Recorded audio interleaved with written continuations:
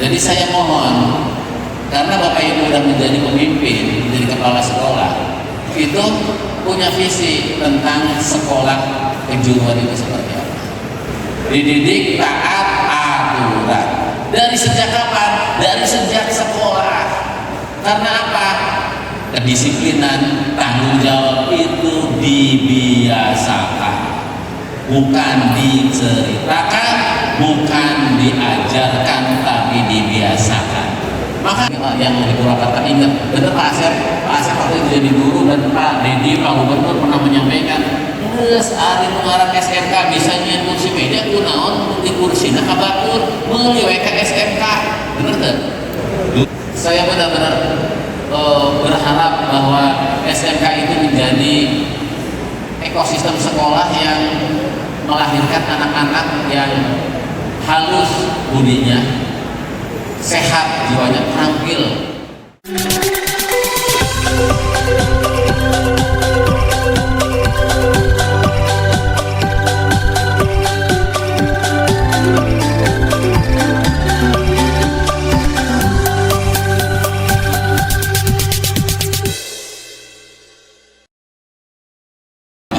Assalamualaikum warahmatullahi wabarakatuh.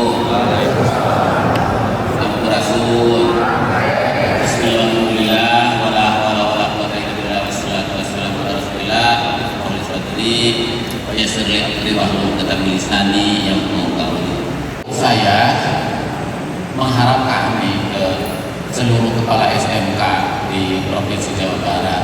Karena kan ketika kita dirikan SMK, ketika kita jadi kepala SMK, ketika anak-anak masuk SMK, satu hal yang ada dalam diri kita, bahwa anak-anak kita itu keterampilannya, jiwa bekerjanya itu mempunyai jiwa yang hebat, keterampilan yang bagus. Pak Gubernur merumuskannya dalam Gapura Pancawaluya. Maka apa? Maka saya berharap ke semua kepala SMK. Saya itu belum pernah masuk ke SMK Mitra Industri. Begitu saya masuk ke situ, bayangan saya tentang SMK itu ada di situ. Gitu. Apa? Sekolahnya bersih. Begitu masuk sekolahnya bersih. Karena apa? Sekolah bersih itu penting untuk apa? Untuk mendidik jiwa, keterampilan anak-anak, kebiasaan anak-anak, bahwa lingkungan kerja itu harus bersih. Jadi apa? Gak boleh ada rumus SMK di Jawa Barat kotor, dekil, tidak terurus, tidak terawat, siswanya banyak banget, gurunya banyak banget, siswanya dididik keterampilan, tapi tidak mempunyai keterampilan kebersihan. Gak ada rumusnya, gak ada rumusnya. Maka apa? Saya pengen Pak Edi, Bapak Ibu kepala sekolah mulai. Karena apa? Perubahan itu dimulai dari Bapak Ibu, dari kepemimpinan Bapak Ibu. Ikan busuk itu dimulai dari kepala. Jadi kalau kepalanya busuk-busuk, maka apa? Perubahan selalu dimulai dari kepemimpinan.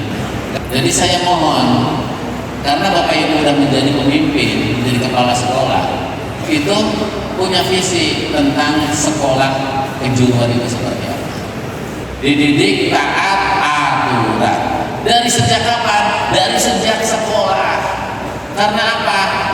Kedisiplinan, tanggung jawab itu dibiasakan, bukan diceritakan, bukan diajarkan, tapi dibiasakan.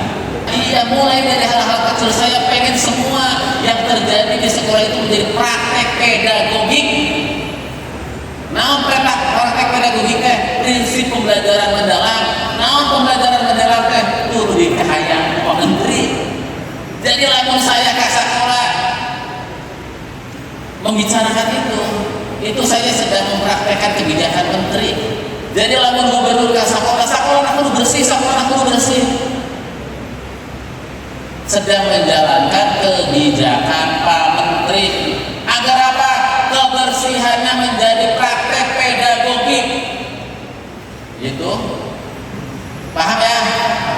Nah, nanti berarti kalau sekolahnya masih kotor, Bapak Ibu tidak menjalankan pembelajaran mendalam. Coba bayangkan kalau oleh kita setiap anak masuk ke sekolah itu bersih. Jadi bersih itu menjadi bagian dari pembelajaran. Nyapu, nyapuin rumput, udah bersih belajar. Setiap hari paling 10 menit. Diambil waktunya 10 menit untuk praktek pedagogi, pembelajaran, tanggung jawab, disiplin, kebersihan dan lain sebagainya. Itu adalah pelajaran bahasa Indonesia, pelajaran segala macam bisa masuk di situ. Ya. Ini harus menjadi evaluasi kita bersama. Kenapa saya bicara ini ke Bapak? Karena Bapak yang menerapkan di sekolah. Kan enggak, bukan saya yang bikin desain ekosistem sekolah Bapak yang bikin. Karena teori pendidikan itu yang kita bukan hanya berasal dari native dan pembawaan, tapi berasal juga dari lingkungan, stimulan, kemudian dirangsang oleh kita, diarahkan oleh kita. Begitulah falsafah Ki Bahtara. Maka saya bunga tadi di SMK seperti ini ada anak bisa lengser, senian, yang resep karena drum band sok karena drum band, yang resep karena kesenian sok kesenian. Keren. Saya termasuk orang yang kalau sekolah mempunyai desain yang bagus mau bikin boarding nggak apa-apa. Di situ boarding nanti 24 jam ada siklus. Karena rumus pembelajarannya Ki Bahtara itu anak-anak yang berhasil itu sesungguhnya yang boarding. Gitu. Yang boarding, yang belajar kesenian di sekolahnya dan mengolah kreativitas dan rasanya. Nah hebat kalau bisa seperti itu. Maka hebat. Yang ada drum band, ada ini. Gitu. Nanti ada anak yang pintar main bola, anak yang pintar segala macam berkembang di sini. Artinya apa? Berarti sekolahnya memfasilitasi tumbuh kembang anak. Punya lapang bolanya berkembang, buka SSB Mayan, pokok belut itu arahnya ke situ. Segala macam yang ada di sekolah ini harus menjadi rangkaian pembelajaran dari produk pembelajaran itu melahirkan. Dari proses pembelajaran itu melahirkan produk, dari produk itu menghasilkan uang. Dari uang itu balik lagi ke sekolah, dari sekolah diolah lagi untuk proses pembelajaran pengembangan sekolah, terus produksinya bertambah, kemudian pendapatan uang terus. Itulah yang diinginkan dengan keberadaan guru. Maka apa? Maka saya minta ke Pak Kabid dorong sekolah-sekolah yang sarananya hebat, potensinya besar, percepat dari grupnya. Itu percepat dari grupnya biar apa? Biar sekolahnya bisa terus berproduksi, bisa usaha. Muka bank jadinya, muka minimarket, muka bengkel yang punya jurusan bengkel, nyewa-nyewakan alat berat kalau ada jurusan otomotif alat berat. Alat berat di mana? Bisa di dinas pendidikan, bisa di perusahaan, bisa di sumbangan, bisa dari sorangan. Kan gitu ya, kalau gurunya udah gede kan ya. Anak-anaknya nanti nyewa-nyewain alat berat, dapat duit. Yang jurusan busana, yang jurusan bangunan, yang jurusan kelas segala macam. Coba saya sering membayangkan kalau SMKN 1 ini, SMA dulu. SMA teknologi ini kok nggak SMA hijinanya? Lebih luas. SMK 3 Kuningan, bayangkan di SMK 3 Kuningan di sini ada jurusan welding, ada jurusan marketing gitu ya. Jurusan weldingnya bisa memproduksi kursi meja. Gitu. Terus jurusan marketingnya udah piawai memasarkan. Produksinya diproduksi buka konsep, memproduksi kursi meja, dipasarkan oleh anak-anak marketing, gitu.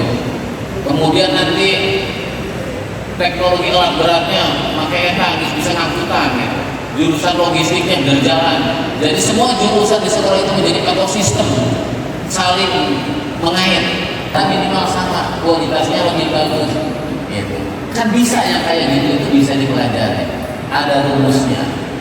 Saya yakin itu bisa kalau ini dilakukan, dan hal ini pernah disampaikan dulu, belum pernah ada zaman belum. Saya dan waktu itu menjadi kepala bidang sosial budaya Bapeda Purwakarta. Mungkin yang di Purwakarta ingat, benar Pak Asep waktu itu jadi guru, dan Pak Dedi, Pak Gubernur pernah menyampaikan, terus hari mengarang SMK bisa nyian kursi meja kunaon di kursi nah kabatur meliwekan SMK, bener tuh? Tahun 2010-an atau 2000 berapa gitu lah, belum zaman dulu waktu itu pernah melakukan itu, tapi waktu itu terkendala kita itu karena gimana persoalan badan usahanya repot, sehingga waktu itu dibantu dalam bentuk hibah, dihibahkan ke situ jadi praktek anak-anak sekolah, dan situ oleh anak-anak sekolah dihibahkan ke pedagang kaki lima. Saya yakin bisa itu, maka saya mendorong semuanya Pak Edi, tolong itu menjadi indikator keberhasilan, indikator kepemimpinan kepala sekolah. Mudah-mudahan belumnya itu berkembang dan benar menjadi belum. Dan belum itu harus dipahami ya, belum itu harus dipahami bahwa itu usaha dari proses pembelajaran potensi sekolah yang kemudian proses bisnisnya pembelajaran, kemudian menghasilkan produknya dijual, gitu. Dan semuanya terhubung, jurusan marketing, jurusan yang ada di situ, semuanya terhubung, gitu. Potensi sekolahnya ada. Jadi bukan jadi kade, jadi belut, boga potensi, bukan terkoneksi dengan pembelajaran, disewa-sewakan. Punya ruko disewakan, itu punya aula disewakan, aula nggak bisa. Tapi aula yang lebih bagus adalah jika dia mempunyai produk pertunjukan segala macam, dipertontonkan di situ, orang lain bisa datang ke situ bayar, kemudian dari situ dapat keuntungan. Tapi kalau hese-hese itu ingat non. Tapi kalau yang seperti hotel lagi punya hotelnya dibikin ke batu kurangnya kontraknya kan dia nggak boleh. Punya nih hotel tuh kerjasama kan sama orang lain yang ngelola, kita terima duit karena bunuh saya nggak mau ya Pak ya, yang kayak gini nggak boleh, itu pembodohan, nggak boleh. Atau punya ruko ini kan dikontrak-kontrakan, aku jualan jadinya kayak batur, nggak boleh. Kalau kita keterbatasan ilmu, anak-anak kita nanti orang lain suruh mensupervisi, membimbing. Ya, ini yang saya inginkan. Jadi saya udah keliling ke sekolah, banyak sekolah-sekolah yang produknya udah bagus, potensinya bagus, tapi belum jadi belum. Saya minta ini didorong ya Pak ini ya. Kendalanya biasanya apa Pak? Yang jadi belum terhambat, kendalanya apa biasanya? Dari biro biaya. Ya kalau ke biro biaya mau verifikasi segala macam kan? Ya, nanti ada tim ketiga yang dari polisi pengamal jasa tempat. Ya, nanti kalau sulit ke saya aja, biar saya yang datang ke situ. Kalau dia butuh verifikator apa, atau jangan sampai birokrasinya menghambat kreativitas. Nanti kalau misalnya masih kayak gitu, saya datangin para bironya apa ininya. Kalau polisi kan support. Kalau kekurangan verifikator, nanti ya datangin aja pengawas, di situ untuk verifikasi kalau perlu. Atau orang perusahaan, atau siapa. Kalau mereka punya keterbatasan tenaga. Oke ya Pak, Bu, ini yang saya inginkan dari pertemuan ini. Jadi Bapak Ibu harus punya visi perubahan di sekolah-sekolahnya. Saya benar-benar berharap bahwa SMK itu menjadi ekosistem sekolah yang melahirkan anak-anak yang halus budinya, sehat jiwanya, terampil,